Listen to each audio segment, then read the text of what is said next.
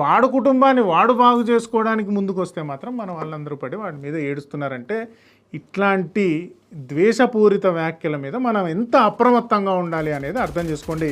వీడు కాకుండా పిడమర్తి రవి అని ఇంకొకడు ఉన్నాడు, వాడు దొంగే. వాడు మాట్లాడిన మాటలు అయితే ఇంకా కామెడీగా ఉంటాయి, వినండి. ఆడ సడన్ ఏమైందంటే మొన్న మార్కెట్లో కొట్టడం జరిగింది. ఇప్పుడు ఈయన పేరు పిడమర్తి రవి, ఈయన కూడా ఈ టీఆర్ఎస్కి సంబంధించిన నాయకుడు. ఇప్పుడు కాంగ్రెస్లో ఉన్నాడు. ఏ పార్టీ అధికారంలో ఉంటే ఆ పార్టీలో పోతారు. సోకాల్డ్ ఫేక్ అంబేద్కరిస్టులు. ఈయన మాట్లాడే మాటలేందో చూద్దాం. ఏమంటే కమ్యూనిస్టులకి సంబంధమా, టీఆర్ఎస్ పార్టీకి సంబంధమా, కాంగ్రెస్ పార్టీ? ఈయన కమ్యూనిస్టులకు, టీఆర్ఎస్ వాళ్ళకు, కాంగ్రెస్ పార్టీ ఏ రాజకీయ పార్టీకి సంబంధం లేదు.